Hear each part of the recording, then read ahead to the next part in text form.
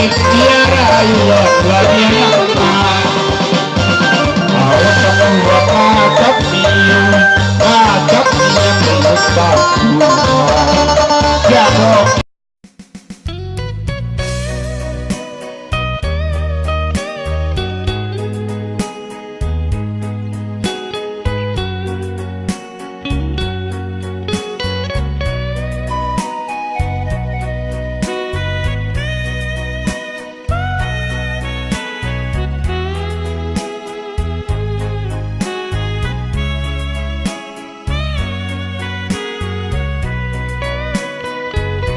ทุกท่าน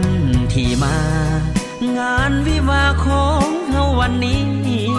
ขอต้อนรับด้วยความยินดีสุภาพสตรีบุรุษทั้งหลายมาอวยพรใส่พร้อมด้วยน้ำใจของขวัญมากมายเจ้าภาพแต่งดองทั้งสองฝ่ายขอบใจหลายๆที่มาอบอุ่นบัดนี้พี่น้องเจ้าภาพแต่งดองขอเชิญทุกท่านเชิญรับประทานอาหารและห่วมสำราญเป็นเกียรติพวกเขาอาหารเต็มพาของแก้มสุราเครื่องดื่มเบียร์เหล้าพวกเขาจัดหาเพื่อพวกเจ้า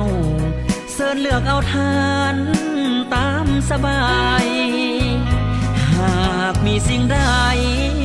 บ่ถึกใจหรือเคินขาหรือว่ามาลายาดว่าจะพางพาบ่เข้มของ